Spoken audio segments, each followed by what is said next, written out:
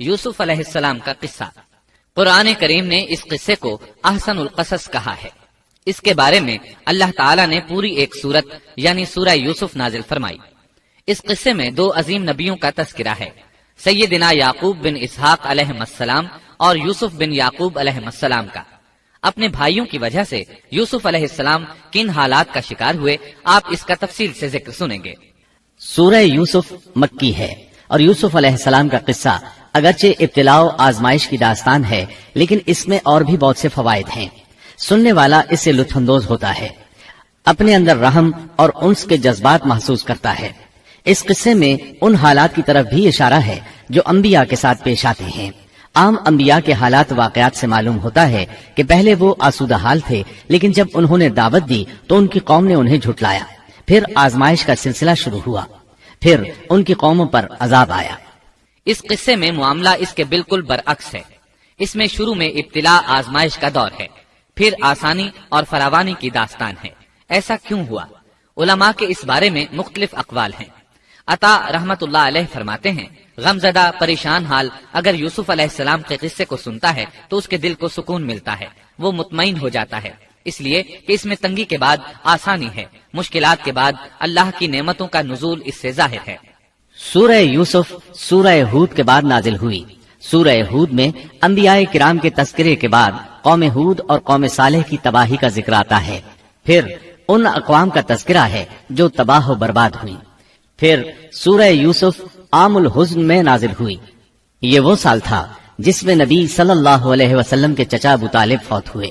ابو طالب ہر طرح آپ کا ساتھ دیتے رہے تھے، یہاں تک کہ رسول اکرم صلی اللہ علیہ وسلم فرماتے ہیں، قریش نے مجھ سے صحیح معنوں میں دشمنی کا آغاز ابو طالب کی وفات کے بعد کیا۔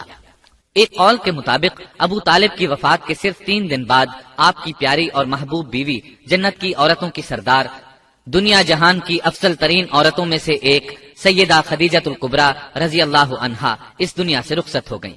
انا للہ و انا الیہ راجعون۔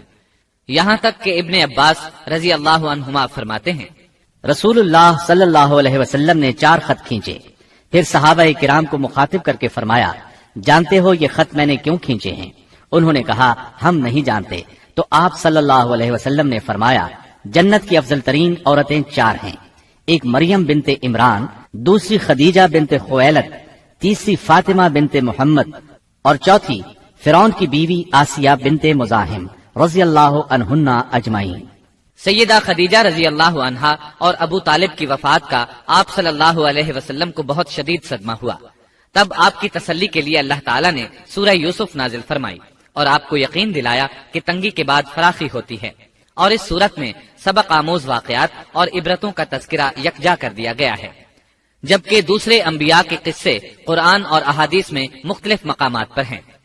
یہ قصہ قرآن کریم میں ایک جگہ کیوں ذکر کیا گیا، اس میں کیا حکمت تھی، اور باقی قصے مختلف مقامات پر کیوں بکھرے ہوئے ہیں، اس بارے میں علامہ قرطبی رحمت اللہ علیہ فرماتے ہیں، اللہ تعالیٰ نے انبیاء علیہ السلام کے قصے تکرار کے ساتھ ذکر کیے ہیں، ایک ہی بات کو بلاغت و بیان کے اصول کے تحت مختلف پیرائے میں ذکر کیا ہے، جیسا کہ ابراہیم علیہ السلام کا قصہ ہے۔ جب اللہ کے برگزیدہ فرشتے ان کے پاس آئے تو ان کے آنے پر ابراہیم علیہ السلام نے جو مہمان نوازی کی اس کو مختلف انداز میں بیان کیا گیا ہے۔ ایک جگہ فرمایا، وہ بغیر کسی تاخیر کے بھنا ہوا بچڑا لے آئے۔ دوسری آیت میں فرمایا، پس ابراہیم فربا بچڑے کا گوشت لے آئے۔ ان دونوں جملوں کو جمع کرنے سے معلوم ہوا بھونا ہوا موٹا تازہ بچڑا پیش کیا گیا۔ مختلف جگہوں پر ان کا تذکرہ اس لیے کیا گیا کہ لوگ اس سے عبرت پکڑیں۔ علامہ قرطبی رحمت اللہ علیہ فرماتے ہیں، یوسف علیہ السلام کے قصے کو ایک جگہ اور باقی انبیاء کے قصوں کو علیحدہ بیان کرنے کی ایک حکمت یہ بھی ہے کہ مخالف پر حجت قائم ہو جائے کہ وہ نہ مکرر کلام لا سکتے ہیں اور نہ ہی قصہ یوسف علیہ السلام کی طرح اکٹھا کلام لا سکتے ہیں۔ مطلب یہ کہ بلاغت کی ہر قسم میں دشمن پر حجت قائم ہو سکے۔ اللہ تعالیٰ کلام کو مکرر اور غیر مکرر لا کر قرآن کا اعجاز بیان کرنا چاہتے ہیں کہ اللہ چاہیں تو ایک قصے کو ایک ہی جگہ بیان کر دیں، چاہیں تو مختلف جگہوں پر بیان کر دیں۔ کوئی یہ نہ کہہ سکے کہ دیکھو قرآن میں یہ قصہ علیحدہ علیحدہ بیان ہوا ہے، میں اس کو ایک جگہ بیان کر سکتا ہوں، یا اس کے برعکس یہ نہ کہہ سکے کہ قرآن میں تو یہ قصہ ایک ہی جگہ بیان ہوا ہے، میں اس کو الگ الگ کر کے بیان کر سکتا ہوں۔ اب ہم اس قصے کا آغاز کرتے ہیں اور اسی طرح کرتے ہیں جس طرح اس کا آغاز اللہ رب العزت نے کیا ہے۔ شروع اللہ کے نام سے جو بڑا مہربان نہایت رحم والا ہے۔ الف لام را، یہ روشن کتاب کی آیتیں ہیں۔ یقیناً ہم نے اس کتاب کو عربی قرآن بنا کر نازل فرمایا ہے تاکہ تم سمجھ سکو۔ ہم آپ کے سامنے بہترین بیان پیش کرتے ہیں اس قرآن سے جو ہم نے آپ کی جانب وحی کے ذریعے نازل کیا ہے، اور یقیناً آپ اس سے پہلے بے خبروں میں سے تھے۔ قصہ در اصل ایک خبر کے بعد دوسری خبر اور اطلاع در اطلاع کو کہتے ہیں، اور قصص کا اصل قصہ ہے، یعنی پیچھے چلنا، جیسا کہ اللہ کی کتاب میں ہے۔ موسیٰ کی والدہ نے ان کی بہن سے کہا کہ تو اس کے پیچھے پیچھے جا، اور قصص کی اصل یہی ہے کہ کسی خبر کا پے در پے آنا۔ اس لیے ارشاد باری تعالی ہے، ہم آپ پر بہترین قصے بیان کرتے ہیں۔ اور یقیناً آپ اس سے پہلے بے خبروں میں سے تھے۔ غفلت سے مراد یہاں اللہ کے ذکر سے غفلت نہیں، بلکہ اس کا مطلب یہ ہے کہ نزول قرآن سے پہلے آپ ان قصص سے واقف نہیں تھے۔ اللہ تعالیٰ سورہ یوسف آیت 4 اور 5 میں فرماتے ہیں، جب یوسف نے اپنے باپ سے ذکر کیا کہ ابا جی، میں نے 11 ستاروں اور سورج چاند کو خواب میں دیکھا ہے کہ وہ سب مجھے سجدہ کر رہے ہیں، یعقوب نے کہا، پیارے بچے، اپنے اس خواب کا ذکر اپنے بھائیوں سے نہ کرنا، ایسا نہ ہو کہ وہ تیرے ساتھ کوئی فریب کاری کرے، شیطان تو انسان کا کھلا دشمن ہے۔ رؤیا سے مراد وہ خواب ہے جس کو انسان نیند کی حالت میں دیکھے، اور رؤیت سے مراد وہ حقیقت ہے جس کو انسان حالت بیداری میں اپنی آنکھوں سے دیکھے۔ تو یوسف علیہ السلام نے خواب میں دیکھا کہ 11 ستارے اور سورج اور چاند انہیں سجدہ کر رہے ہیں۔ یعقوب علیہ السلام خواب کی حقیقت کو جان گئے، اگرچہ آپ خوابوں کی تعبیر نہیں بتاتے تھے، لیکن انہیں علم ہو گیا کہ اس میں یوسف علیہ السلام کی تکریم ہے، اور انہیں یہ بھی علم تھا کہ یوسف علیہ السلام کے بھائی ان سے حسد کرتے ہیں، اسی لیے انہوں نے یوسف علیہ السلام سے کہا کہ اپنے بھائیوں کو یہ خواب نہ سنانا۔ یوسف علیہ السلام کے 11 بھائی تھے، بنیامین ان کے سگے بھائی تھے، باقی 6 ایک ماں سے اور 4 2 لونڈیوں سے تھے۔ حقیقی بھائی ان سے حسد نہیں کرتا تھا، وہ عمر میں ان سے چھوٹا تھا، باقی سب ان سے حسد کرتے تھے، اور اس حسد کی وجہ یہ تھی کہ یعقوب علیہ السلام ان سے والہانہ محبت کرتے تھے۔ اسی طرح بنیامین سے بھی انہیں بہت لگاؤ تھا، مطلب یہ کہ ان دونوں سے انہیں زیادہ محبت تھی، اور محبت میں کمی بیشی کوئی بری چیز نہیں، البتہ نبی کریم صلی اللہ علیہ وسلم نے فرمایا، ان میں عدل سے ضرور کام لیں۔ غرض یعقوب علیہ السلام کو ان دونوں سے زیادہ محبت تھی، ان کا دل ان کی طرف زیادہ مائل تھا، یہاں تک کہ لمحہ بھر بھی انہیں نظروں سے اوجھل نہیں کرتے تھے۔ یوسف علیہ السلام کے بھائی جب کھیل کے لیے نکلتے تو یعقوب علیہ السلام فرماتے، یوسف کو یہیں چھوڑ دو، گویا ہر وقت ان کا پہرا دیتے تھے۔ اللہ تعالیٰ سورہ یوسف آیت 6 میں فرماتے ہیں، اور اسی طرح تجھے تیرا پروردگار برگزیدہ کرے گا، اور تجھے معاملہ فہمی یعنی خوابوں کی تعبیر بھی سکھائے گا، اور اپنی نعمت تجھے بھرپور عطا فرمائے گا، اور یعقوب کے گھر والوں کو بھی، جیسے کہ اس نے اس سے پہلے تیرے دادا اور پردادا یعنی ابراہیم و اسحاق کو بھی بھرپور اپنی نعمت دی۔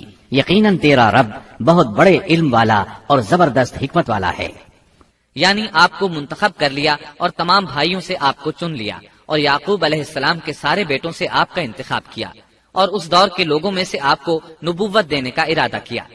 مزید یہ کہ وہ لوگوں کو خوابوں کی تعبیر بھی بتاتے تھے، اور آیت میں جس نعمت کا ذکر ہے اس سے مراد نبوت کی نعمت ہے، اور یہ قصہ اللہ تعالیٰ نے نصیحت کے لیے ذکر کیا ہے۔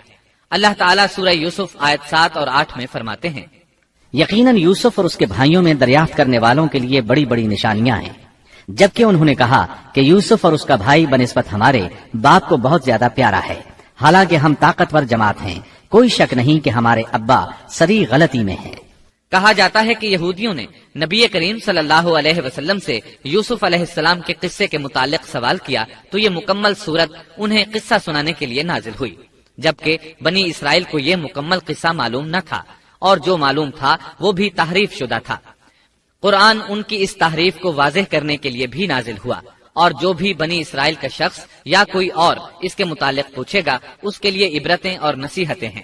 یوسف کے بھائیوں نے کہا کہ ہمارا باپ یوسف اور اس کے بھائی سے زیادہ محبت کیوں کرتا ہے، جبکہ ہم ایک جماعت ہیں۔ اپنے باپ کے اس عمل پر اعتراض کیا، اور یقیناً یہ ایک بہت برا گمان تھا۔ زلال کا معنی گمراہی ہوتا ہے، لیکن کبھی خطا پر بھی بولا جاتا ہے، اور انہوں نے باہمی مشورہ کیا اور سوچ بچار کے بعد یوسف علیہ السلام کے قتل کی تجویز طے ہوئی۔ اللہ تعالیٰ آیت 9 میں فرماتے ہیں، یوسف کو تو مار ہی ڈالو یا اسے کسی نامعلوم جگہ پھینک دو کہ تمہارے والد کا رخ सिर्फ तुम्हारी तरफ ही हो जाए, इसके बाद तुम नेक हो जाना। मतलब ये कि वो आपस में कहने लगे यूसुफ को कत्ल कर दो।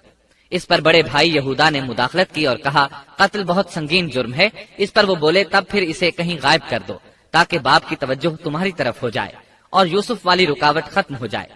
देखिए कैसी सोच है, पहले बुराई करेंगे फिर तौबा करेंगे और नेक बन जाएंगे। भला क्या ऐसा आदमी जो बुराई इस नियत से करता है बाद में तौबा कर लेगा, क्या उसकी तौबा कबूल होगी? उलमा फरमाते हैं तौबा का दरवाजा खुला है। अल्लाह ताला रात के वक्त सदा देता है कि दिन को बुराई करने वाले तौबा कर ले और दिन को आवाज देता है रात को बुराई करने वाले तौबा कर ले। कोई तौबा का दरवाजा बंद नहीं कर सकता। यहाँ तक कि इंसान जितनी बार भी गुनाह करके तौबा करे अल्लाह कबूल करता है। इसलिए अल्लाह ने उनकी तौबा कबूल कर ली। ताहम इस बात से डरना चाहिए कि अगर गुनाह करने के बाद तौबा का मौका ही न मिले और मौत आ ले तो क्या होगा। ये बात निहायत ही खौफनाक है कि तौबा का मौका ही न मिले। अल्लाह ताला आयत नंबर 10 में फरमाते हैं, उनमें से एक ने कहा यूसुफ को कत्ल तो न करो बल्कि इसे किसी अंधे कुएं की तह में डालाओ कि इसे कोई आता जाता काफिला उठा ले जाए। अगर तुम्हें करना ही है तो यूं करो। यहूदा ने उन्हें कत्ल से रोका और कहा कवासिम के रास्ते में अमूकी नाम का कुआं है, इसे उसमें डाल दो, कोई गुजरता हुआ काफिला इसे उठा ले जाएगा। इससे नजात ही पाना चाहते हो तो ये काम करो। सब ने इस बात से इत्तेफाक किया। अब अपने बाप के पास गए। बाप से उन्होंने जो कहा आयत 11 और 12 में आता है। उन्होंने कहा अब्बा, आखिर आप यूसुफ के बारे में हम पर एतबार क्यों नहीं करते? हम तो इसके खैर खा हैं। कल आप जरूर इसे हमारे साथ भेज दीजिए कि खूब खाए पिए और खेले, और इसकी हिफाजत के हम जिम्मेदार हैं। याकूब अलैहिस्सलाम ने उनकी बात के जवाब में जो कुछ कहा आयत नंबर 13 और 14 में उसका जिक्र मौजूद है। याकूब ने कहा इसे तुम्हारा ले जाना मुझे तो सख्त सदमा देगा और मुझे ये भी खटका लगा रहेगा कि तुम्हारी गफलत में इसे भेड़िया खा जाए। उन्होंने जवाब दिया कि हम जैसी जोरावर जमात की मौजूदगी में भी अगर इसे भेड़िया खा जाए तो हम बिल्कुल निकम्मे ही हुए। वहाँ भेड़िए कसरत से थे, इसलिए याकूब अलैहिस्सलाम डरते थे। बेटों के बार बार इसरार पर याकूब अलैहिस्सलाम यूसुफ अलैहिस्सलाम को उनके साथ भेजने पर रजामंद हो गए।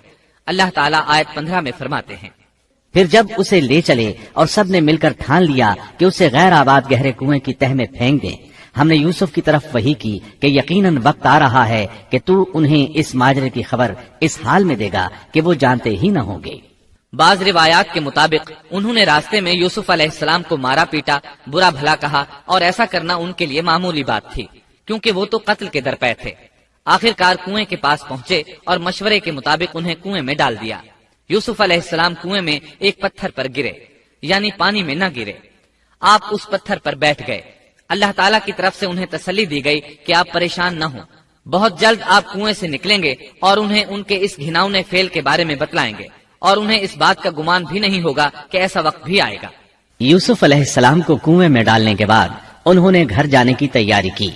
आयत नंबर 16 में आता है, और इशा के वक्त वो सब अपने बाप के पास रोते हुए पहुंचे। इमाम आमश काजी शुरह रहमतुल्लाह अलैह की मजलिस में बैठे थे। एक औरत आई, उसका एक आदमी से झगड़ा था। वो बहुत शिद्दत से रो रही थी। आमश बोले, आप देखते नहीं ये किस बुरी तरह रो रही है। उनका मतलब ये था कि ये सच्ची है। काजी शुरह फरमाने लगे, यूसुफ अलैहिस्सलाम के भाई रात को रोते हुए अपने बाप के पास आए थे, बस फैसला रोने पर नहीं इंसाफ पर होना चाहिए। अब यूसुफ अलैहिस्सलाम के भाइयों ने बाप को तफसील सुनाई। अल्लाह ताला इसका जिक्र आयत 17 में फरमाते हैं, और कहने लगे कि अब्बा जी, हम तो आपस में दौड़ में लग गए और यूसुफ को हमने सामान के पास छोड़ा, बस उसे भेड़िया खा गया। आप तो हमारी बात नहीं मानेंगे, गो हम बिल्कुल सच्चे ही हों। सो उन्होंने ये बात बताई, लेकिन इससे झूठ साफ जाहिर हो रहा था, जैसा कि अगली आयत में है। और यूसुफ के कुर्ते को झूठ मूठ के खून से खून आलूद भी कर लाए थे। इब्ने अब्बास रजी अल्लाह अन्हुमा फरमाते हैं कि उन्होंने बकरी ज़बह की और यूसुफ अलैहिस्सलाम की कमीज पर उसका खून मल लिया और खून में लथपथ कमीज याकूब अलैहिस्सलाम के पास ले आए। जब याकूब अलैहिस्सलाम ने देखा तो फरमाने लगे, ये भेड़िया भी कितना रहम दिल था, मेरे बेटे को तो खा लिया और कमीज को कुछ नहीं कहा। तुम्हारी अक्ल कहाँ है? इस बात का जिक्र आयत 18 में है। बाप ने कहा, यूं नहीं, बल्कि तुमने अपने ही दिल से एक बात बना ली है, बस सब्र ही बेहतर है और तुम्हारी बनाई हुई बातों पर अल्लाह ही से मदद की तलब है। उधर दूसरी तरफ क्या हुआ? आयत 19 में अल्लाह फरमाते हैं, और एक काफिला आया और उन्होंने अपने एक पानी लाने वाले को भेजा। اس نے اپنا ڈول لٹکا دیا اور کہنے لگا واہ واہ خوشی کی بات ہے، یہ تو ایک لڑکا ہے۔ انہوں نے اسے مال تجارت قرار دے کر چھپا دیا اور اللہ اس سے باخبر تھا جو وہ کر رہے تھے۔ تفصیل اس کی یہ ہے کہ ایک قافلہ اس کنویں کے پاس سے گزرا جس میں یوسف علیہ السلام موجود تھے۔ انہوں نے پانی کی تلاش میں ایک خادم کو بھیجا، وہ کنویں تک پہنچا، اس نے کنویں میں ڈول لٹکایا، یوسف علیہ السلام اس ڈول میں بیٹھ گئے۔ خادم نے ڈول نکالا تو اس میں ایک خوبصورت بچے کو دیکھا، مارے خوشی کے وہ پکار اٹھا، یہاں ایک لڑکا ہے۔ اس زمانے میں غلاموں اور لونڈیوں کی تجارت ہوتی تھی، انہیں خوف محسوس ہوا کہ کہیں یہ لڑکا ان سے چھن نہ جائے۔ اس خوف کے پیش نظر انہوں نے یوسف علیہ السلام کو چھپا لیا۔ انہوں نے یہ بھی سوچا کہ شاید یہ بھاگا ہوا غلام ہے، اگر اس کا مالک آ گیا تو وہ اسے لے جائے گا۔ یہ قافلہ مدائن سے مصر جا رہا تھا۔ جب یہ مصر پہنچے تو انہوں نے یوسف علیہ السلام کو معمولی قیمت میں فروخت کر دیا۔ معمولی قیمت میں فروخت کرنے کی جلدی بھی انہوں نے اسی خیال کے تحت کی کہ کہیں اس کا مالک نہ آ جائے۔ ابن عباس رضی اللہ عنہما فرماتے ہیں کہ انہوں نے یوسف علیہ السلام کو صرف 20 درہم میں بیچ دیا اور یہ نہایت معمولی قیمت تھی۔ آیت نمبر 21 میں ہے، مصر والوں میں سے جس نے اسے خریدا تھا اس نے اپنی بیوی سے کہا کہ اسے بہت عزت و احترام کے ساتھ رکھو، بہت ممکن ہے کہ یہ ہمیں فائدہ پہنچائے یا اسے ہم اپنا بیٹا ہی بنا لیں۔ یہ شخص مصر کا وزیر خزانہ تھا، بے اولاد تھا۔ اس نے سوچا شاید یہ لڑکا بڑا ہو کر اچھا انسان بنے، لہٰذا کیوں نہ ہم اسے بیٹا بنا لیں۔ اس طرح یوسف علیہ السلام وزیر خزانہ کے گھر پلے بڑھے۔ وزیر خزانہ عزیز مصر کہلاتا تھا۔ عزیز نے آپ کو بیٹوں کی طرح رکھا۔ آپ کچھ بڑے ہوئے تو شاہی محل کی دیکھ بھال آپ کے ذمہ لگا دی گئی، شاہی محل کے تمام اختیارات آپ کے سپرد کر دیے گئے۔ اللہ تعالیٰ آیت 21 اور 22 میں فرماتے ہیں، یوں ہم نے مصر کی سرزمین میں یوسف کا قدم جما دیا کہ ہم اسے خواب کی تعبیر کا کچھ علم سکھا دیں۔ اللہ اپنے ارادے پر غالب ہے، لیکن اکثر لوگ بے علم ہوتے ہیں۔ اور جب یوسف پختگی کی عمر کو پہنچ گئے تو ہم نے اسے قوت فیصلہ اور علم دیا۔ ہم نیک کاروں کو اسی طرح بدلہ دیتے ہیں۔ یوسف علیہ السلام بہت پاکیزہ اور توحید والے ماحول میں پروان چڑھے۔ گھر کا سارا انتظام انہی کے ہاتھ میں تھا۔ آپ بہت بصیرت اور سوجھ بوجھ سے گھر کا نظام چلا رہے تھے۔ ابھی عزیز مصر کی بیوی نے آپ کو گمراہ کرنے کی کوشش نہیں کی تھی کہ علم اور بصیرت کی صفات آپ میں موجود تھیں۔ مفسرین لکھتے ہیں جب یوسف علیہ السلام کی عمر 17-18 سال کی ہوئی تو جوانی کے ساتھ ان کے حسن میں مزید اضافہ ہوا۔ حسن یوسف واقعی بے مثال تھا۔ نبی اکرم صلی اللہ علیہ وسلم فرماتے ہیں، معراج کی رات میری ملاقات یوسف علیہ السلام سے ہوئی، ایسا لگتا تھا کہ دنیا کا نصف حسن یوسف علیہ السلام کو ملا ہے۔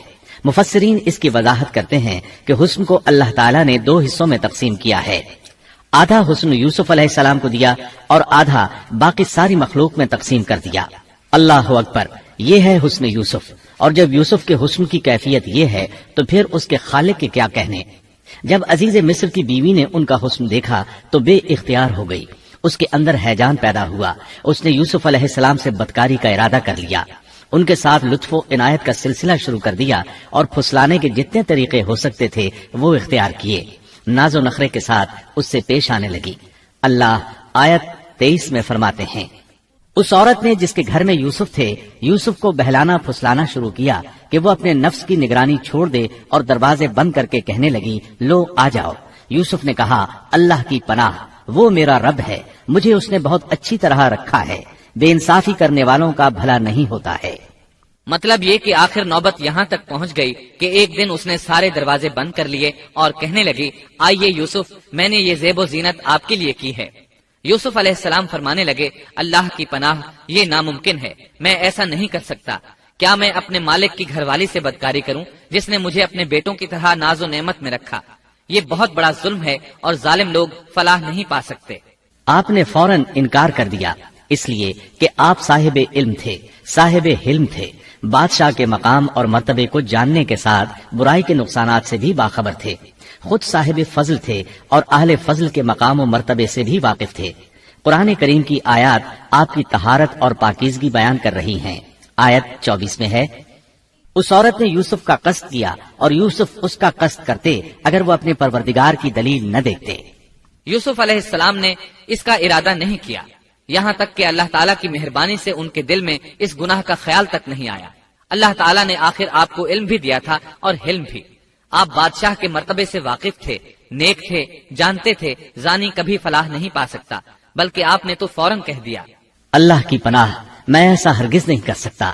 اتنی بڑی آزمائش میں ان کے دل میں خیال آنا ممکن تھا، جیسا کہ سخت گرمی اور پیاس کی حالت میں کسی کو ٹھنڈے پانی کا گلاس ملے تو دل میں پانی پی لینے کا خیال ضرور آتا ہے، لیکن پھر یاد آتا ہے کہ وہ روزے سے ہے۔ لیکن یوسف علیہ السلام کے دل میں تو اتنا سا خیال بھی نہیں آیا۔ اس کی وجہ یہ تھی کہ آپ نے اپنے رب کی دلیل دیکھی تھی۔ وہ دلیل کیا تھی، اس بارے میں مفسرین کے مختلف اقوال ہیں۔ بعض کہتے ہیں آپ نے جبرائیل علیہ السلام کو دیکھا، بعض کہتے ہیں آپ نے یعقوب علیہ السلام کو دیکھا، وہ انہیں انگلی کے اشارے سے منع کر رہے تھے۔ بعض نے لکھا ہے کہ آپ نے دروازے پر یہ لکھا دیکھا تھا، بے شک زنا بڑی بے حیائی اور بہت ہی بری راہ ہے۔ بہرحال یہ مفسرین اور مورخین کے اقوال ہیں، اس بارے میں کوئی صحیح حدیث نہیں ملتی۔ اتنا ہے کہ آپ نے کوئی ایسی چیز دیکھی ضرور تھی جس کی بنا پر آپ کو خیال تک نہ آیا، اور برہان اللہ ہی کی طرف سے تھی، اس نے انہیں سوچنے بھی نہ دیا۔ اللہ آیت نمبر 24 میں فرماتے ہیں، اس طرح ہم نے انہیں اس برائی اور بے حیائی سے بچا لیا کیونکہ وہ ہمارے مخلص بندوں میں سے تھے۔ اللہ نے آپ کو صرف زنا سے نہیں برائی سے بھی بچا لیا۔ یہ اس بات کی دلیل ہے کہ آپ نے ارادہ تک نہیں کیا۔ پھر اسی آیت میں اللہ نے آپ کو اپنا برگزیدہ بندہ فرمایا، اور یہ ممکن ہی نہیں کہ کوئی انسان اللہ کے برگزیدہ بندوں میں سے بھی ہو اور پھر کفر بھی کرے، ہرگز ممکن نہیں۔ انبیاء ایسی باتوں سے پاک رہتے ہیں۔ عزیز مصر کی بیوی نے اصرار کیا، آپ کو مجبور کیا اور لگی چمٹنے تو یوسف علیہ السلام وہاں سے بھاگے۔ عزیز کی بیوی آپ کے پیچھے بھاگی۔ اللہ تعالیٰ نے آیت 25 میں اس واقعے کو یوں بیان فرمایا ہے، اور دونوں دروازے کی طرف دوڑے اور اس عورت نے یوسف کا کرتا پیچھے کی طرف سے کھینچ کر پھاڑ ڈالا، اور دروازے کے پاس ہی عورت کا شوہر دونوں کو مل گیا۔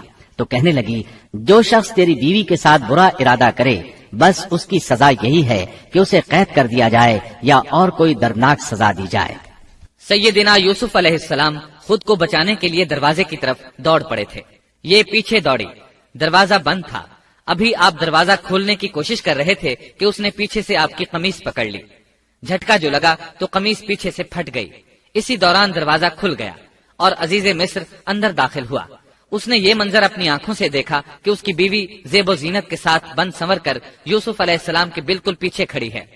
اسی وقت اس نے خود کو الزام سے بچانے کے لیے کہہ دیا، جو تیری بیوی کے ساتھ برائی کا ارادہ رکھتا ہے اس کا کیا بدلہ ہے؟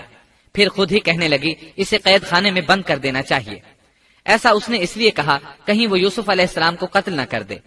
ادھر یوسف علیہ السلام نے بھی فوراً اپنا دفاع کیا اور کہا، میں مجرم نہیں، بلکہ یہ ساری کارستانی اس کی اپنی ہے۔ آیت 26 اور 27 میں ہے۔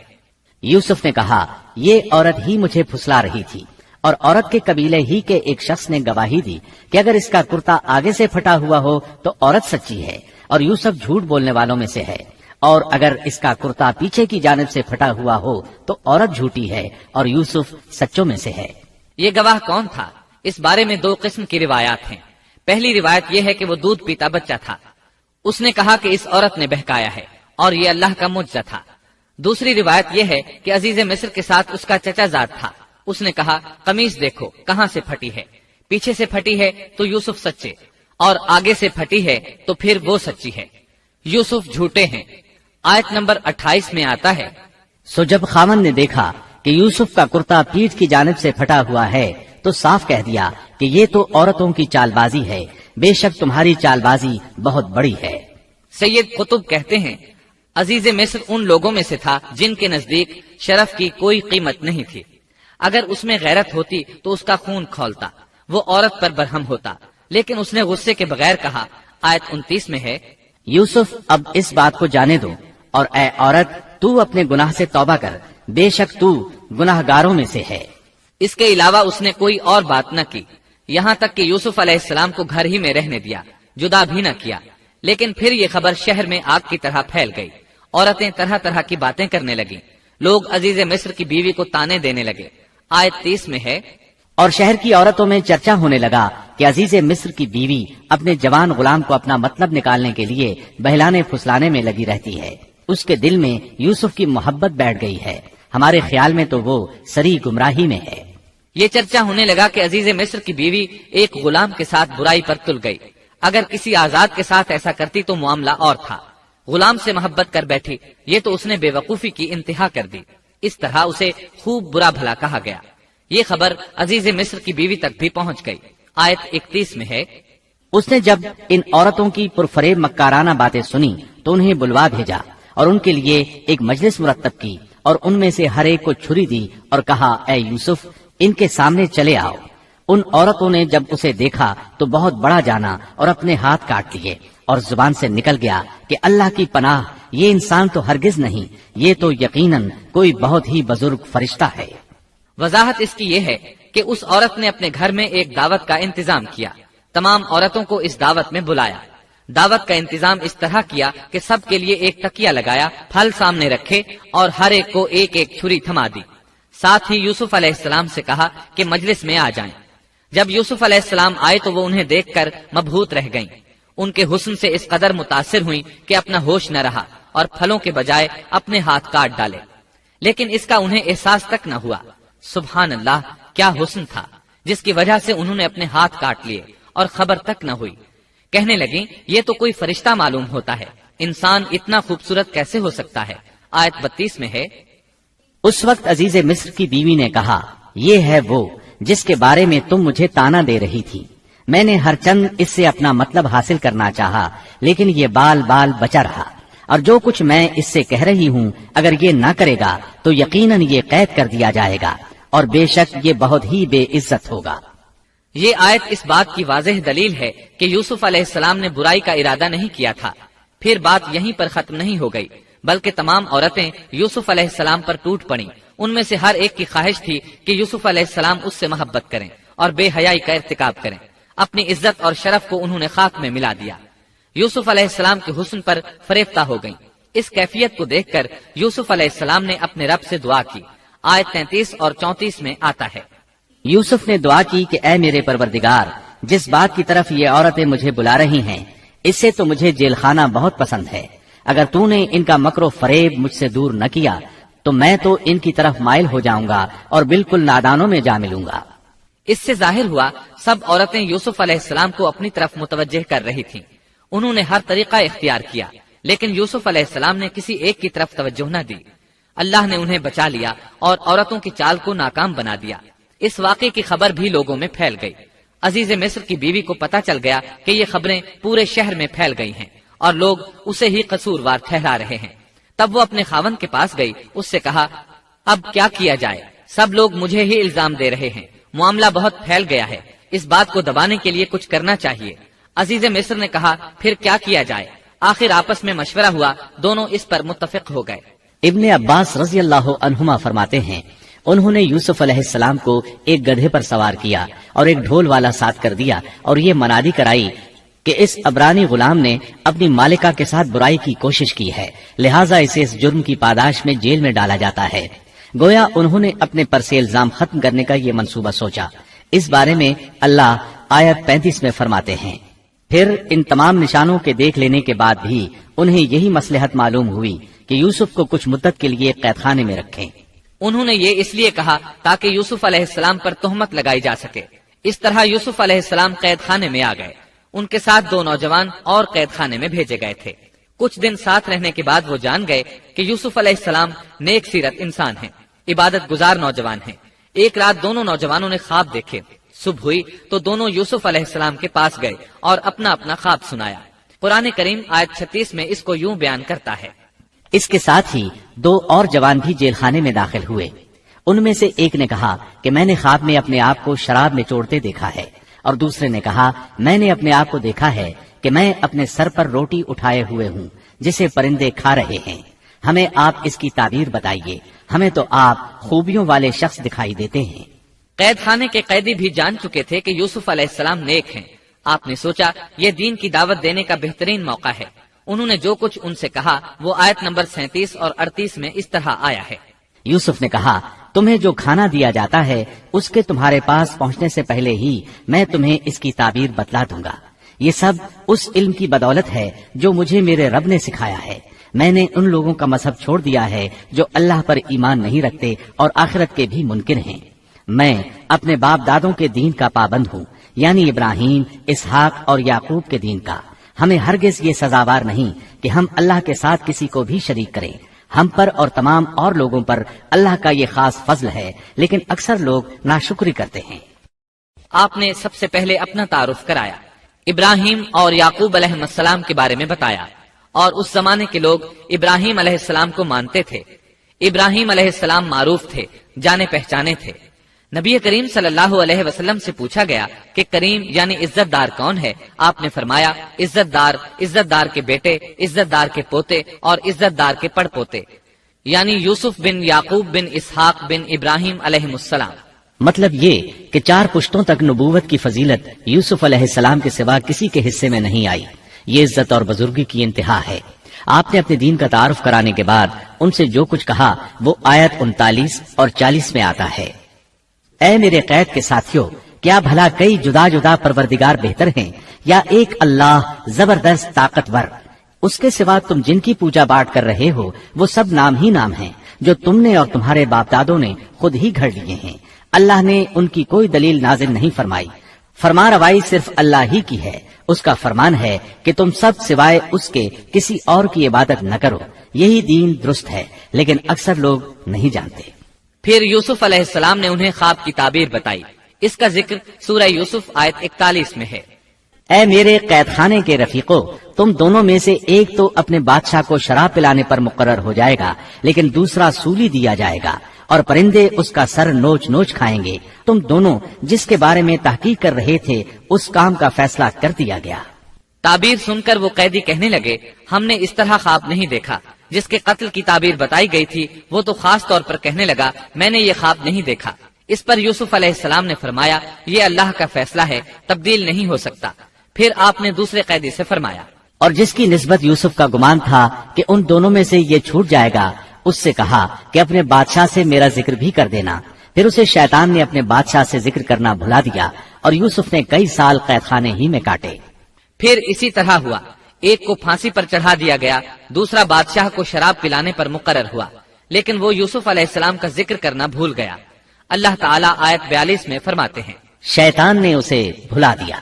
اس آیت کی تفسیر بعض مفسرین نے یہ کی ہے کہ شیطان نے یوسف علیہ السلام کو اپنے رب یعنی اللہ تعالیٰ کی یاد سے غافل کر دیا، اور انہوں نے ایک بندے سے چاہا کہ وہ اپنے رب یعنی شاہ مصر سے ان کا تذکرہ کر کے ان کی رہائی کی کوشش کرے۔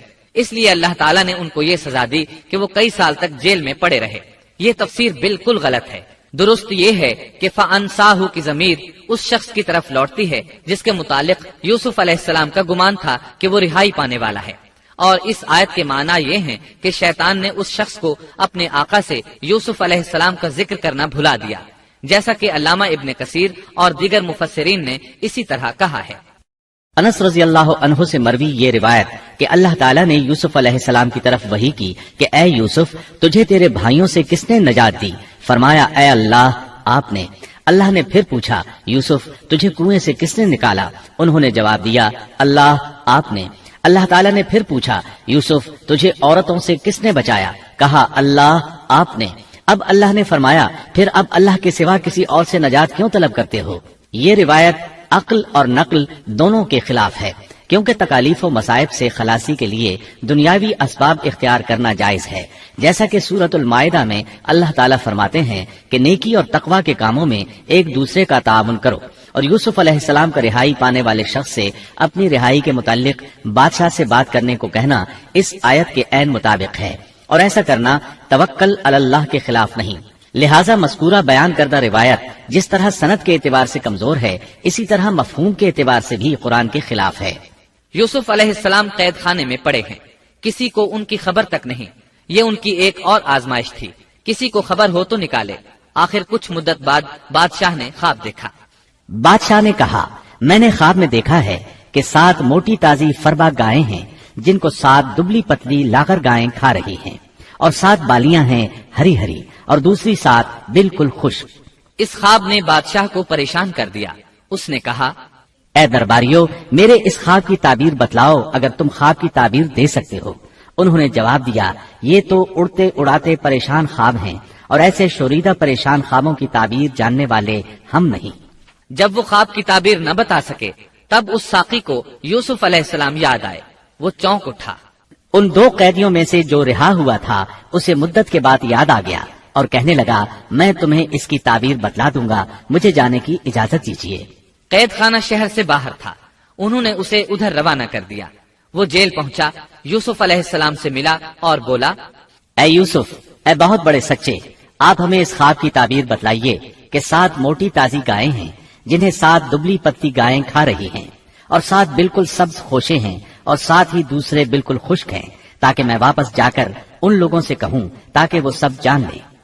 تب یوسف علیہ السلام نے خواب کی تعبیر بتائی۔ یوسف نے جواب دیا کہ تم 7 سال تک پے در پے لگاتار حسب عادت غلہ بویا کرنا، اور فصل کاٹ کر اسے بالیوں سمیت ہی رہنے دینا، سوائے اپنے کھانے کی تھوڑی سی مقدار کے۔ اس کے بعد 7 سال نہایت سخت قحط کے آئیں گے، وہ اس غلے کو کھا جائیں گے جو تم نے ان کے لیے ذخیرہ رکھ چھوڑا تھا، سوائے اس تھوڑے سے غلے کے جو تم محفوظ کر کے رکھو گے۔ آپ نے صرف خواب کی تعبیر نہیں بتائی بلکہ علاج بھی بتایا۔ اس کے بعد ایک اور بات بھی بتائی۔ اس کے بعد جو سال آئے گا اس میں لوگوں پر خوب بارش برسائی جائے گی، اور وہ اس میں شیرہ انگور بھی خوب نچوڑیں گے۔ ساقی بہت تیزی سے واپس گیا، بادشاہ کو پوری تفصیل بتائی۔ تب بادشاہ نے کہا، یوسف کو میرے پاس لاؤ۔ بادشاہ کا قاصد واپس آیا اور آپ سے کہا، بادشاہ آپ کو بلا رہا ہے۔ یوسف علیہ السلام نے کہا، میں قید خانے سے نہیں نکلوں گا۔ نبی کریم صلی اللہ علیہ وسلم فرماتے ہیں، اللہ یوسف علیہ السلام پر رحم فرمائے، انہوں نے کس حد تک صبر کیا۔ ان کی جگہ میں ہوتا اور مجھے قید خانے سے نکلنے کے لیے کہا جاتا تو میں فوراً باہر نکل جاتا۔ 7 سال تک قید میں رہنے کے بعد اگر کوئی قیدی سے باہر نکلنے کے لیے کہے اور وہ باہر نکلنے سے انکار کر دے تو یہ بات عجیب ہی لگ سکتی تھی، لیکن یوسف علیہ السلام ہر طرح سے بری ہو کر نکلنا چاہتے تھے۔ چنانچہ آپ نے کہا، یوسف نے کہا، اپنے بادشاہ کے پاس واپس جا اور اس سے پوچھ کہ ان عورتوں کا حقیقی واقعہ کیا ہے جنہوں نے اپنے ہاتھ کاٹ لیے تھے۔ ان کے ہیلے کو صحیح طور پر جاننے والا میرا پروردگار ہی ہے۔ قاصد واپس آیا، اس نے بادشاہ کو یوسف کا جواب سنایا۔ اب بادشاہ نے ان عورتوں کو جمع کیا اور کہا، بادشاہ نے پوچھا، اے عورتوں، اس وقت کا صحیح واقعہ کیا ہے جب تم داؤ فریب کر کے یوسف کو اس کی دلی منشا سے بہکانا چاہتی تھی؟ انہوں نے صاف جواب دیا کہ معاذ اللہ، ہم نے یوسف میں کوئی برائی نہیں پائی۔ پھر تو عزیز مصر کی بیوی بھی بول اٹھی کہ اب تو حق سچ واضح ہو گیا ہے، میں نے ہی اسے ورغلایا تھا اس کے جی سے، اور یقیناً وہ سچوں میں سے ہے۔ یوسف نے کہا، یہ اس واسطے کہ عزیز مصر جان لے کہ میں نے اس کی پیٹھ پیچھے اس کی خیانت نہیں کی، اور یہ بھی کہ اللہ دغابازوں کے ہتھ کنڈے چلنے نہیں دیتا۔ میں اپنے نفس کی پاکیزگی بیان نہیں کرتا، بے شک نفس تو برائی پر ابھارنے والا ہی ہے، مگر یہ کہ میرا پروردگار ہی اپنا رحم کرے، یقیناً میرا پالنے والا، بڑی بخشش کرنے والا اور بہت مہربانی فرمانے والا ہے۔ بعض مفسرین کے نزدیک یہ یوسف علیہ السلام کا قول ہے، اور یہ انہوں نے اس وقت کہا جب جیل میں ان کو یہ ساری تفصیل بتلائی گئی، یا بعض کے بقول بادشاہ کے پاس جا کر انہوں نے یہ کہا۔ بعض مفسرین کے نزدیک یہ بھی عزیز مصر کی بیوی ہی کا قول ہے، اور مطلب یہ ہے کہ یوسف کی غیر موجودگی میں بھی اسے غلط طور پر تہمت لگا کر خیانت کا ارتکاب نہیں کرتی، بلکہ امانت کے تقاضوں کو سامنے رکھتے ہوئے اپنی غلطی کا اعتراف کرتی ہوں۔ یا یہ مطلب ہے کہ میں نے یوسف کو پھسلانے کی کوشش ضرور کی، لیکن واقعہ یہ ہے کہ اپنے خاوند کی خیانت نہیں کی اور کسی بڑے گناہ میں واقع نہیں ہوئی۔ حافظ ابن کثیر نے اسی قول کو ترجیح دی ہے اور اسے سیاق و معانی کے اعتبار سے زیادہ مناسب اور موزوں قرار دیا ہے۔ آیت 54 میں اللہ تعالیٰ فرماتے ہیں، بادشاہ نے کہا، اسے میرے پاس لاؤ کہ میں اسے اپنے خاص کاموں کے لیے مقرر کر لوں۔ پھر جب اس سے بات چیت کی تو کہنے لگا کہ آپ ہمارے ہاں آج سے ذی عزت اور امانت دار ہیں۔ تب یوسف علیہ السلام بولے، یوسف نے کہا، آپ مجھے ملک کے خزانوں پر مقرر کر دیجئے، میں حفاظت کرنے والا اور باخبر ہوں۔ اسی طرح ہم نے یوسف کو ملک کا قبضہ دے دیا کہ وہ جہاں کہیں چاہے رہے سہے، ہم جسے چاہیں اپنی رحمت پہنچا دیتے ہیں، ہم نیکوکاروں کا ثواب ضائع نہیں کرتے، یقیناً ایمانداروں اور پرہیزگاروں کو اخروی اجر بہت ہی بہتر ہے۔ بادشاہ نے یوسف علیہ السلام کو ملک کا مکمل اختیار دے دیا، اور ایک روایت میں ہے اس نے کہا، یوسف میرا اختیار اب صرف کرسی تک محدود ہے۔ اس طرح تمام معاملات یوسف علیہ السلام کے اختیار میں آ گئے اور خیر و برکت کے سال شروع ہو گئے۔ یوسف علیہ السلام نے ان سالوں سے خوب فائدہ اٹھایا، ہر طرف بھلائی ہی بھلائی ہو گئی، غلے کی فراوانی ہو گئی، جس طرح یوسف علیہ السلام چاہتے تھے اسی طرح خرچ کیا جاتا تھا۔ پھر اس طرح 7 سال ختم ہو گئے اور قحط کے سال شروع ہو گئے۔ اس قحط نے نہ صرف مصر کو بلکہ فلسطین وغیرہ کے علاقوں کو بھی اپنی لپیٹ میں لے لیا۔ اب چونکہ مصر بہت زیادہ خوشحال تھا، یوسف علیہ السلام نے 7 سال تک غلے کو بچا بچا کر رکھا تھا، اس لیے لوگ مصر آنا شروع ہو گئے۔ فلسطین میں بھی غلہ ختم ہو گیا۔ یعقوب علیہ السلام اور ان کے بیٹوں تک بھی قحط کے اثرات پہنچ گئے، بلکہ ان کے علاقے میں قحط شدید ہو گیا۔ تلاش کے باوجود غلہ نہیں ملتا تھا، ملتا بھی تھا تو بہت مہنگا۔ فلسطین میں خبر پہنچی کہ مصر کا بادشاہ پرانی قیمت پر غلہ دے رہا ہے۔ یہ خبر اس لیے پہنچی کہ یوسف علیہ السلام پرانی قیمت پر غلہ فروخت کر رہے تھے، چنانچہ فلسطین سے غلہ خریدنے کے لیے قافلے مصر آنے لگے۔ یوسف علیہ السلام پرانی قیمت پر غلہ ضرور دیتے، لیکن ایک آدمی کو صرف اتنا دیتے جتنا ایک اونٹ اٹھا سکتا، اس سے زیادہ نہ دیتے، تاکہ تاجر لوگ مال سٹاک کر کے مہنگا نہ بیچیں۔ اس لیے جو غلہ خریدتا تھا اس کے لیے ضروری تھا کہ اپنے گھر والوں کو ساتھ لائے۔ یوسف علیہ السلام ہر ایک سے پوچھتے تمہارے گھر کے کتنے افراد ہیں، انہیں ساتھ لے کر آؤ، اور اس طرح یوسف علیہ السلام کے بھائیوں نے بھی مصر جانے کا ارادہ کر لیا۔ قرآن مجید میں اس کا تذکرہ یوں آیا ہے، یوسف کے بھائی آئے اور یوسف کے پاس گئے تو اس نے انہیں پہچان لیا اور انہوں نے اسے نہ پہچانا۔ یوسف علیہ السلام نے گندم دینے سے پہلے پوچھا، تم کون ہو، کہاں سے آئے ہو، تم جاسوس لگتے ہو۔ وہ قسمیں کھانے لگے۔ آپ نے پوچھا، تمہارا باپ کون ہے، تم کتنے بھائی ہو، کیا تمہارا کوئی اور بھائی بھی ہے، تمہارا کوئی بھائی فوت تو نہیں ہو گیا؟ اس طرح آپ نے ان سے مکمل تفصیل پوچھی۔ انہوں نے اپنے بارے میں بتا دیا۔ آپ نے ان سے کہا، اور جب اس نے ان کے لیے سامان تیار کر دیا تو کہا کہ تم میرے پاس اپنے اس بھائی کو بھی لانا جو تمہارے باپ کی طرف سے ہے۔ کیا تم نے نہیں دیکھا کہ میں پورا ناپ کر دیتا ہوں، اور میں ہوں بھی بہترین مہمانی کرنے والوں میں۔ آپ نے ان سے یہ بھی کہا، بس اگر تم اسے میرے پاس لے کر نہ آئے تو میری طرف سے تمہیں کوئی ناپ بھی نہ ملے گا، بلکہ تم میرے قریب بھی نہ پھٹکنا۔ انہوں نے کہا، اچھا، ہم اس کے والد سے تذکرہ کریں گے اور پوری کوشش کریں گے۔ پھر یوسف علیہ السلام نے اپنے غلاموں سے کہا اور اپنے خدمتگاروں سے کہا کہ ان کی پونجی انہی کی بوریوں میں رکھ دو، کہ جب لوٹ کر اپنے اہل و عیال میں جائیں اور پونجیوں کو پہچان لیں تو بہت ممکن ہے کہ یہ پھر لوٹ آئیں۔ دراصل یوسف علیہ السلام چاہتے تھے کسی طرح وہ دوبارہ آئیں۔ انہیں یہ خدشہ محسوس ہوا کہ ممکن ہے دوبارہ آنے کے لیے ان کے پاس رقم نہ ہو اور یہ غلہ خریدنے نہ آئیں، اس لیے ان کی قیمت ان کے سامان میں رکھ دی تاکہ وہ دوبارہ آئیں۔ جب یہ گھر پہنچے تو سامان کھولنے سے پہلے باپ سے کہا، جب یہ لوگ لوٹ کر اپنے والد کے پاس گئے تو کہنے لگے، ہم سے تو غلے کا پیمانہ روک لیا گیا، اب آپ ہمارے ساتھ ہمارے بھائی کو بھیجیے کہ ہم پیمانہ بھر کر لائیں، ہم اس کی نگہبانی کے ذمہ دار ہیں۔ یعنی انہوں نے کہا کہ آئندہ ہمیں غلہ اسی صورت میں ملے گا جب ہم اپنے چھوٹے بھائی بنیامین کو ساتھ لے جائیں گے۔ اس پر یعقوب علیہ السلام نے فرمایا، یعقوب نے کہا کہ مجھے تو اس کی بابت تمہارا بس ویسا ہی اعتبار ہے جیسا اس سے پہلے اس کے بھائی کے بارے میں تھا، بس اللہ ہی بہترین حافظ ہے اور وہ سب مہربانوں سے بڑا مہربان ہے۔ مطلب یہ کہ یعقوب علیہ السلام نے ان کی بات ماننے سے انکار کر دیا۔ اس کے بعد جب انہوں نے اپنا سامان کھولا تو کیا دیکھا؟ جب انہوں نے اپنا سامان کھولا تو انہوں نے اپنا سرمایہ موجود پایا جو ان کی جانب لوٹا دیا گیا تھا۔ کہنے لگے، اے ہمارے باپ، ہمیں اور کیا چاہیے؟ دیکھیے تو یہ ہمارا سرمایہ بھی ہمیں واپس لوٹا دیا گیا ہے۔ ہم اپنے خاندان کو غلہ لا دیں گے اور اپنے بھائی کی نگرانی رکھیں گے اور ایک اونٹ کا پیمانہ زیادہ لائیں گے۔ یہ ناپ تو بہت آسان ہے۔ جب یعقوب علیہ السلام نے یہ معاملہ دیکھا اور ان کا اصرار بڑھا تو سوچ میں پڑ گئے کہ معاملہ کچھ اور معلوم ہوتا ہے۔ بس انہیں اللہ تعالیٰ کی طرف سے الہام ہوا کہ ساتھ بھیج دیجیے۔ یعقوب نے کہا، میں تو اسے ہرگز تمہارے ساتھ نہ بھیجوں گا جب تک کہ تم اللہ کو بیچ میں رکھ کر مجھے قول و قرار نہ دو کہ تم اسے میرے پاس پہنچاؤ گے، سوائے اس ایک صورت کے کہ تم سب گرفتار کر لیے جاؤ۔ جب انہوں نے پکا قول و قرار دیا تو انہوں نے کہا، ہم جو کچھ کہتے ہیں اللہ اس پر نگہبان ہے۔ انہوں نے مزید نصیحت کی اور یعقوب نے کہا، اے میرے بچوں، تم سب ایک دروازے سے نہ جانا بلکہ کئی جدا جدا دروازوں میں سے داخل ہونا۔ میں اللہ کی طرف سے آنے والی کسی چیز کو تم سے ٹال نہیں سکتا، حکم صرف اللہ ہی کا چلتا ہے۔ میرا کامل بھروسہ اسی پر ہے اور ہر ایک بھروسہ کرنے والے کو اسی پر بھروسہ کرنا چاہیے۔ مطلب یہ تھا کہ تم 11 نوجوان ہو، تمہیں دیکھ کر کوئی حسد نہ کر بیٹھے، تمہیں نظر نہ لگ جائے، اور نظر کا لگ جانا برحق ہے، اور یہ بسا اوقات انسان کو قبر میں پہنچا دیتی ہے۔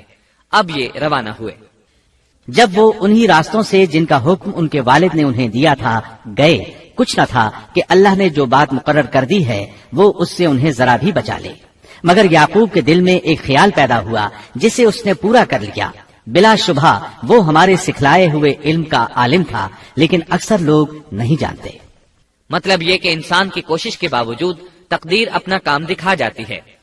عطا رحمت اللہ علیہ فرماتے ہیں کہ یعقوب علیہ السلام کے بارے میں یہ جو فرمایا کہ اس کے پاس ہمارا دیا ہوا علم تھا، اس کا مطلب یہ ہے کہ یعقوب علیہ السلام جو بھی بات کرتے تھے اس میں اللہ کا ذکر ہوتا اور غور و فکر کے بعد بات کرتے، پہلے اللہ کا نام لیتے، اور یہی ان کا علم تھا۔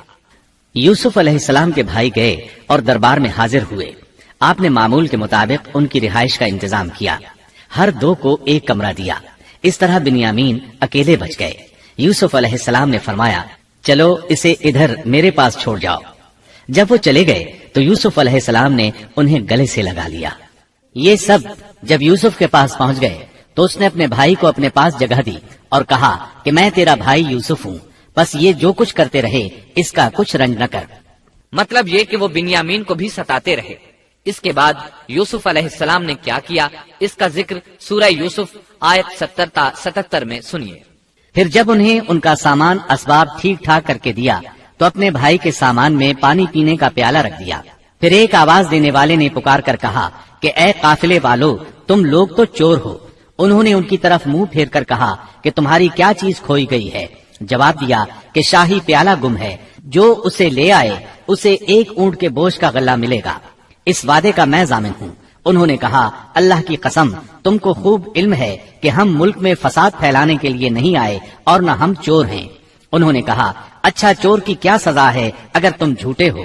جواب دیا کہ اس کی سزا یہی ہے کہ جس کے اسباب میں سے پایا جائے وہی اس کا بدلہ ہے۔ ہم تو ایسے ظالموں کو یہی سزا دیا کرتے ہیں۔ بس یوسف نے ان کے سامان کی تلاشی شروع کی، اپنے بھائی کے سامان کی تلاشی سے پہلے۔ پھر اس پیمانے کو اپنے بھائی کے سامان سے نکالا۔ ہم نے یوسف کے لیے اسی طرح یہ تدبیر کی۔ اس بادشاہ کے قانون کی روح سے یہ اپنے بھائی کو نہیں روک سکتا تھا، مگر یہ کہ اللہ کو منظور ہو۔ ہم جس کے چاہیں درجے بلند کر دیں، ہر ذی علم پر فوقیت رکھنے والا دوسرا ذی علم موجود ہے۔ انہوں نے کہا کہ اگر اس نے چوری کی تو کوئی تعجب کی بات نہیں، اس کا بھائی بھی پہلے چوری کر چکا ہے۔ یوسف نے اس بات کو اپنے دل میں رکھ لیا اور ان کے سامنے بالکل ظاہر نہ کیا۔ کہا کہ تم بڑے بدقماش ہو اور جو تم بیان کرتے ہو اسے اللہ ہی خوب جانتا ہے۔ اب وہ بادشاہ یعنی یوسف علیہ السلام کی منت سماجت کرنے لگے۔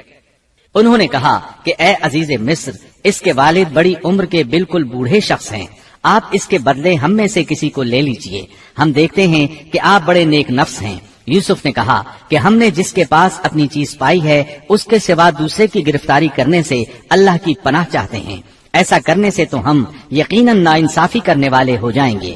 جب وہ اس سے مایوس ہو گئے تو تنہائی میں بیٹھ کر مشورہ کرنے لگے۔ ان میں جو سب سے بڑا تھا اس نے کہا تمہیں معلوم نہیں کہ تمہارے والد نے تم سے اللہ کی قسم لے کر پختہ قول قرار لیا ہے، اور اس سے پہلے یوسف کے بارے میں تم کوتاہی کر چکے ہو۔ پس میں تو اس سرزمین سے نہ ٹلوں گا جب تک کہ والد صاحب خود مجھے اجازت نہ دیں، یا اللہ میرے اس معاملے کا فیصلہ کر دے، وہی بہترین فیصلہ کرنے والا ہے۔ تم سب والد صاحب کی خدمت میں واپس جاؤ اور کہو کہ ابا جی، آپ کے صاحبزادے نے چوری کی اور ہم نے وہی گواہی دی تھی جو ہم جانتے تھے، ہم کچھ غیب کی حفاظت کرنے والے نہ تھے۔ آپ اس شہر کے لوگوں سے دریافت فرما لیں جہاں ہم تھے، اور اس قافلے سے بھی پوچھ لیں جس کے ساتھ ہم آئے ہیں، اور یقیناً ہم بالکل سچے ہیں۔ یعقوب نے کہا یہ تو نہیں، بلکہ تم نے اپنی طرف سے بات بنا لی، بس اب صبر ہی بہتر ہے، قریب ہے کہ اللہ ان سب کو میرے پاس ہی پہنچا دے، وہی علم و حکمت والا ہے۔ پھر یعقوب علیہ السلام رونے لگے اور کہنے لگے، پھر ان سے منہ پھیر لیا اور کہا ہائے یوسف۔ ان کی آنکھیں بوجہ رنج و غم کے سفید ہو چکی تھیں اور وہ غم کو دبائے ہوئے تھے۔ بیٹوں نے کہا واللہ آپ ہمیشہ یوسف کی یاد ہی میں لگے رہیں گے، یہاں تک کہ گھل جائیں یا ختم ہی ہو جائیں۔ اس پر یعقوب علیہ السلام نے کہا، انہوں نے کہا کہ میں تو اپنی پریشانیوں اور رنج کی فریاد اللہ ہی سے کر رہا ہوں، مجھے اللہ کی طرف سے وہ باتیں معلوم ہیں جو تم نہیں جانتے۔ میرے پیارے بچوں، تم جاؤ اور یوسف کی اور اس کے بھائی کی پوری طرح تلاش کرو، اور اللہ کی رحمت سے نا امید نہ ہو، یقیناً رب کی رحمت سے نا امید وہی ہوتے ہیں جو کافر ہوتے ہیں۔ اب ان کے پاس غلہ خریدنے کے لیے سامان تجارت بہت کم تھا. وہ تھوڑا سا سامان لے کر پھر یوسف علیہ السلام کے پاس گئے. پھر جب یہ لوگ یوسف کے پاس پہنچے تو کہنے لگے کہ اے عزیز، ہم کو اور ہمارے خاندان کو دکھ پہنچا ہے، ہم حقیر پونجی لائے ہیں، بس آپ ہمیں پورے غلے کا ناپ دیجئے اور ہم پر خیرات کیجئے، اللہ خیرات کرنے والوں کو بدلہ دیتا ہے. اب برادران یوسف ان کے سامنے رسوائی کے درجے تک پہنچ گئے. چنانچہ یوسف علیہ السلام نے انہیں زیادہ پریشان کرنا مناسب نہ سمجھا اور اپنا مکمل تعارف کروا دیا. یوسف نے کہا، جانتے بھی ہو کہ تم نے یوسف اور اس کے بھائی کے ساتھ اپنی نادانی کی حالت میں کیا کیا؟ انہوں نے کہا، واقعی تو ہی یوسف ہے. جواب دیا کہ ہاں میں یوسف ہوں اور یہ میرا بھائی ہے. اللہ نے ہم پر فضل و کرم کیا. بات یہ ہے کہ جو بھی پرہیزگاری اور صبر کرے تو اللہ کسی نیکوکار کا اجر ضائع نہیں کرتا. انہوں نے کہا، اللہ کی قسم، اللہ نے تجھے ہم پر برتری دی ہے اور یہ بھی بالکل سچ ہے کہ ہم خطا کار تھے. جواب دیا، آج تم پر کوئی ملامت نہیں ہے، اللہ تمہیں بخشے، وہ سب مہربانوں سے بڑا مہربان ہے. میرا یہ کرتا تم لے جاؤ اور اسے میرے والد کے منہ پر ڈال دو کہ وہ دیکھنے لگیں، اور اپنے خاندان کو میرے پاس لے آؤ. وہ قمیص لے کر یعقوب علیہ السلام کی طرف چل دیے. جو ہی مصر سے چلے یعقوب علیہ السلام نے خوشبو محسوس کر لی. جب یہ قافلہ جدا ہوا تو ان کے والد نے کہا کہ مجھے تو یوسف کی خوشبو آ رہی ہے، اگر تم مجھے بے وقوف نہ کہو. وہ کہنے لگے کہ واللہ آپ اپنے اسی پرانے خط میں مبتلا ہیں. جب خوشخبری دینے والے نے پہنچ کر ان کے منہ پر وہ کرتا ڈالا، اسی وقت وہ پھر سے بینا ہو گئے.